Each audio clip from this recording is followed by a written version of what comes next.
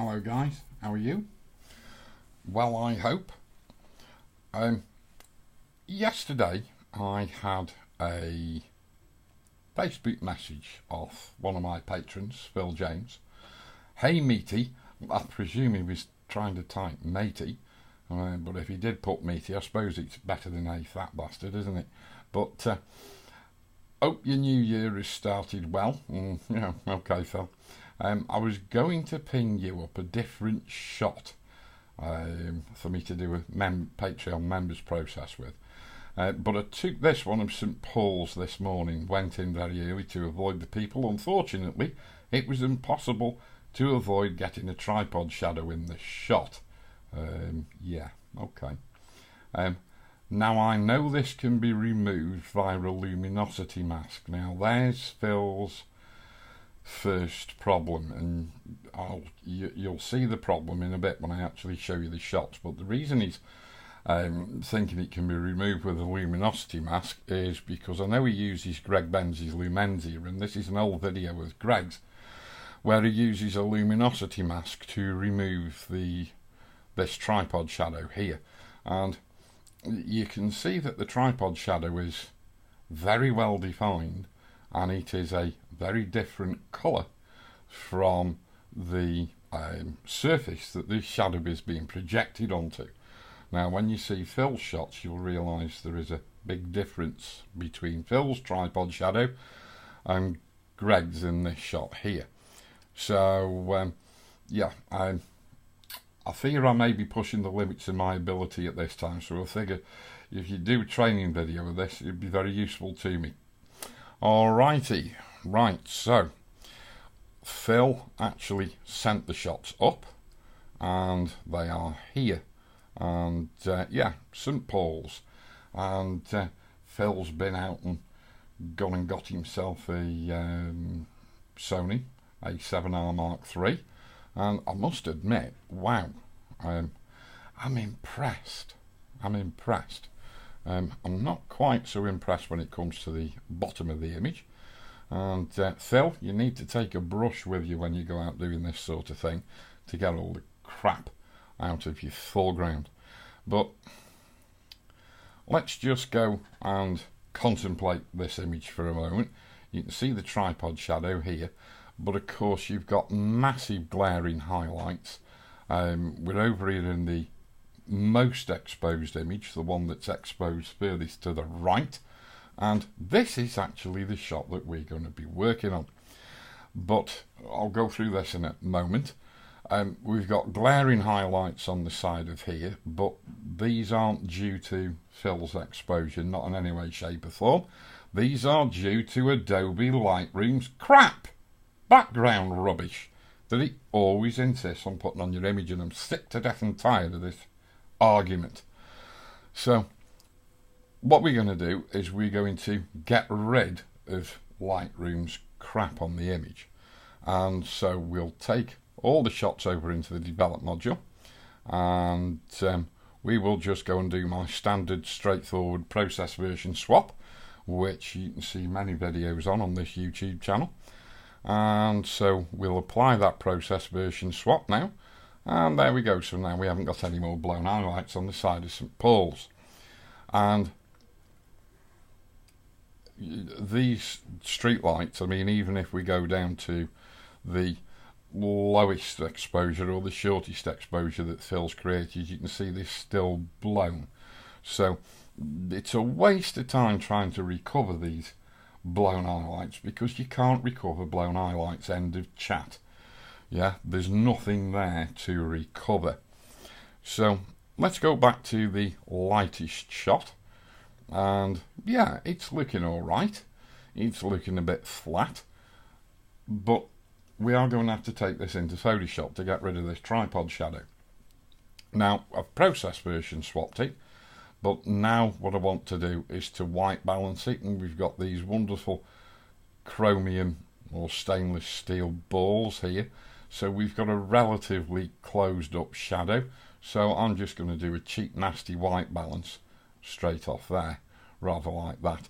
It might be a little bit on the blue side, a little bit on the cool side, but it's a lot more neutral than it was.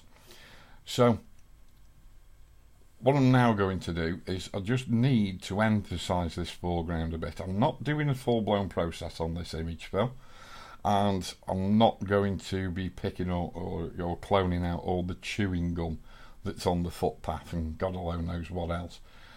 All we're going to do is get rid of this shadow. But I am going to put a little bit of visual depth in the image, so I'll go and get a graduated filter tool and I'll bring it in from the bottom and take it up to about there, and we might just put a little bit of exposure in there, just half a stop, because it will certainly stand it.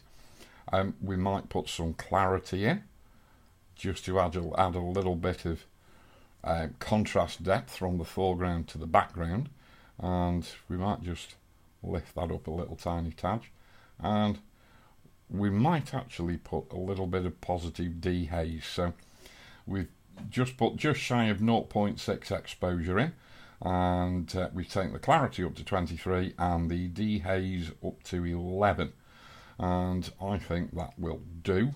We're leaving the image in the Adobe standard profile, and as you can see now, there is a big difference between the tripod shadow in Greg's shot, where he does a demonstration of getting rid of the shadow with luminosity masking inside Lumenzia, and there's a big difference betwixt that and Phil's tripod shadow, because Phil's tripod shadow is very weak, it's very smudgy, it's very dilute, and it is so similar to the surface that it's actually being projected onto. If you start trying to make a luminosity mask to get rid of this shadow, you'll be there from now till doomsday, and you know, I mean, it's not an effective workflow, it's not an efficient workflow, I should say. So all I'm going to do is just work on this one particular image, and I'm going to right click and I'm going to go edit in, and we'll go and scoot it over into Photoshop and do the business. And here we are over in Photoshop. And how am I going to do this? Am I going to use a luminosity mask? Not on your life. Not on your life. The simplest way to remove this shadow is actually frequency separation. Now, my YouTube members will have seen this video on my YouTube channel, but this is one of the videos on my YouTube channel that only my Patreon members can see. So if you're not a Patreon member and you want to see this, you know what to do. Go and join my Patreon channel, link in the description below. Because I need to make a living, you know, I can't afford to give you this for free. So anyway, this is a simple portrait white balance and frequency separation, because frequency separation is a very common Photoshop operation when we are dealing with portraits of ladies, because what we do is we separate the colour from the detail, or the luminance detail. And when we're doing frequency separation on portraits, what we're usually doing is trying to reduce the visual impact of wrinkles and skin pores and things like that.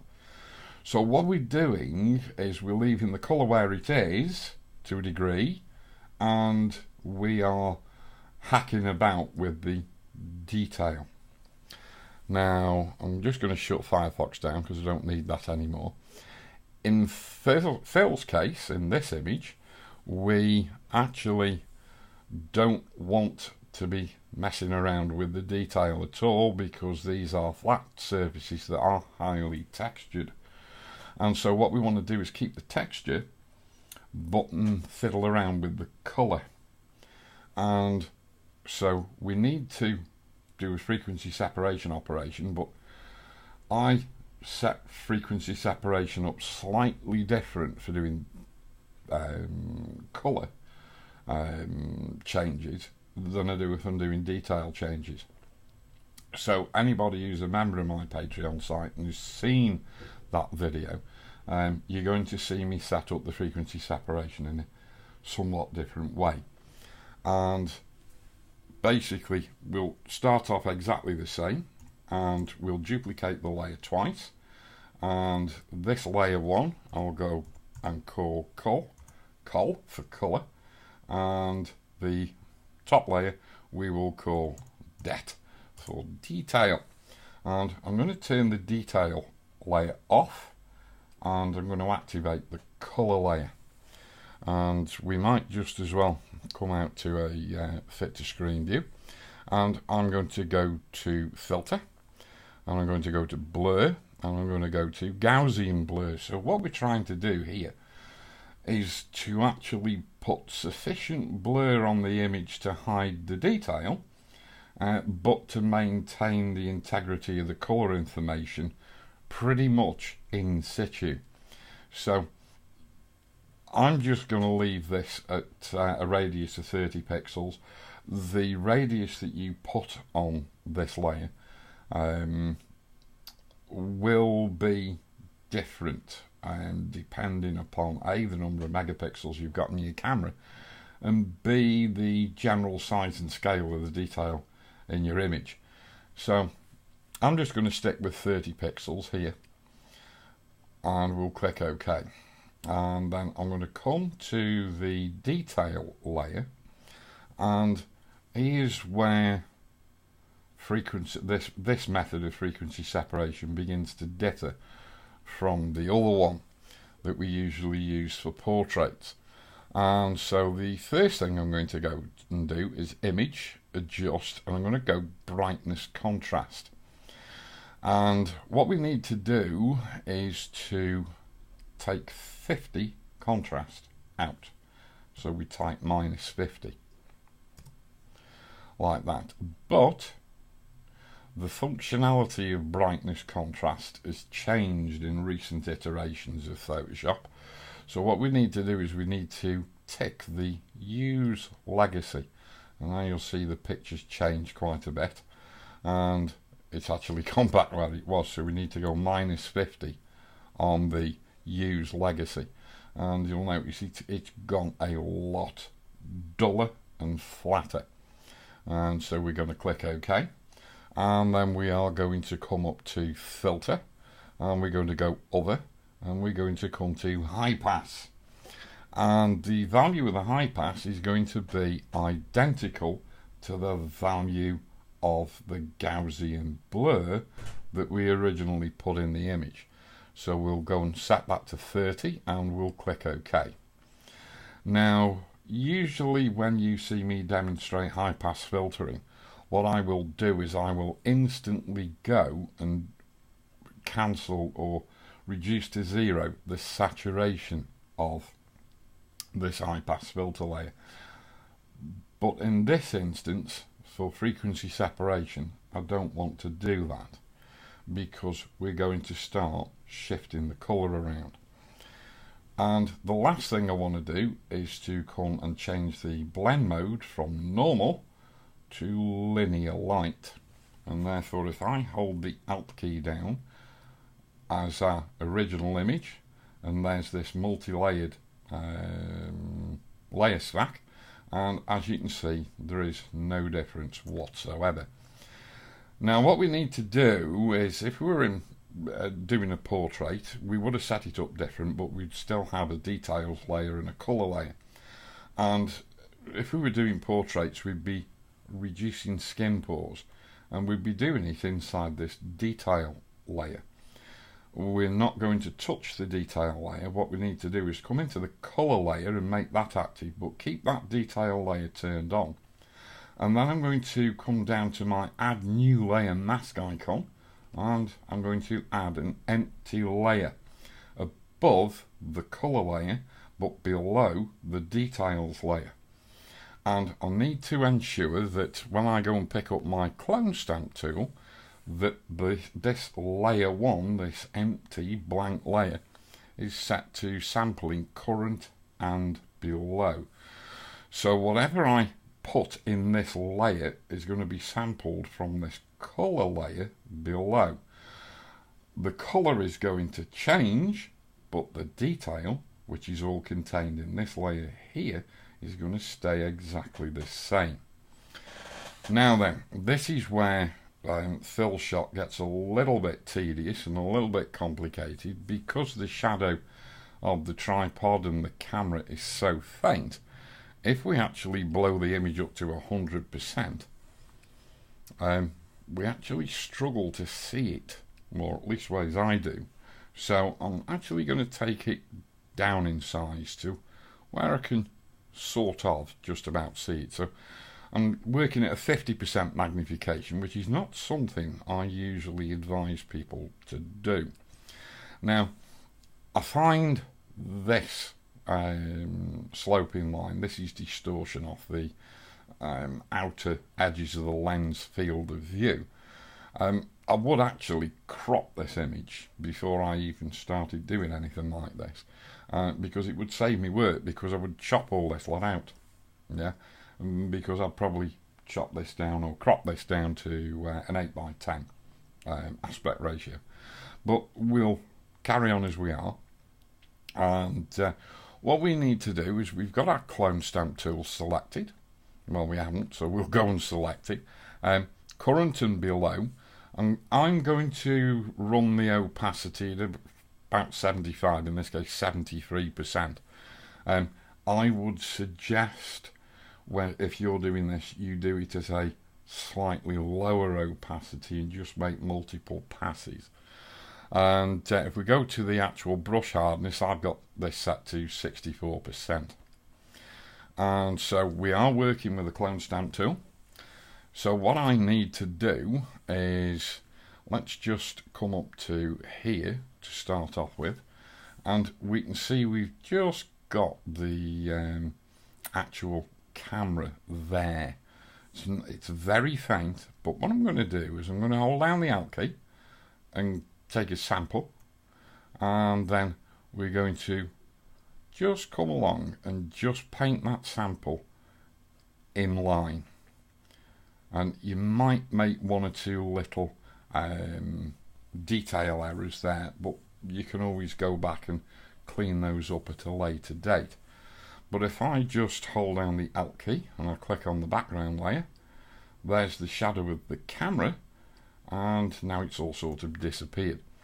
So we can go in there and just take it out a little bit more, and hold down the Alt key and click it, shadow on, shadow off. It is a little bit light, maybe we should have actually sampled from, let's just try sampling from here instead, and just darken that down just a little bit, and that sort of looks a little bit better. So we'll Alt, yeah, so there's the shadow, and now the shadow's gone. So all we've now got to do is to work out how we're going to get rid of this one, and we'll simply Alt click just at the side. This is the tone we want to reproduce, or the colour we want to reproduce, and we'll just come over here and we'll start to stroke it in, and we will need to just keep moving the sampling point, and we'll probably come down to here now and just try and remove it very subtly. Subtlety is the name of the game, and I think this is sort of not doing too bad. We don't want to be stroking big long lines. What we're trying to do is to break the shadow up more than anything. And so if we just come into here now, I've got in the wrong key there. Whoops a daisy, what on earth is that? Where's that gone? Ah, I know what I've done. I've changed layers, haven't I? Yes, I have. So let's come back onto this layer here. I noticed nobody shouted up and told me, Andy, it's gone onto the details layer. Thanks, guys. So let's just come and sort of titivate in here a little bit more. And if we take this out to a fit to screen view, and we hold the Alt key down and click on the background mask, yes, or background layer I should say, we're doing quite a good job of removing that shadow. Let's just see if we can just clean the rest of this stone flag up, or this stone step, or is it a concrete step? We are actually sampling from a place that's actually darker, so we could just work a little bit like that. And then what we need to do is to, I'll try sampling from here, and oh no, that's too dark. Let's try sampling from here, that's a bit better, and just see if we can't break this shadow apart just there, rather like that.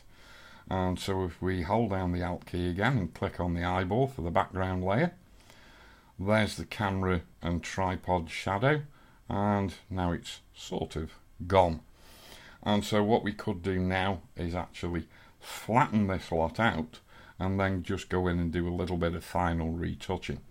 So that's the way in which I would actually approach getting rid of this very weak shadow on this image. So I hope that gives you a bit of help, Phil, and I hope that sort of helps everybody else out if you're just looking to get rid of a very diffused shadow, which is very hard to near impossible to isolate with a luminosity mask.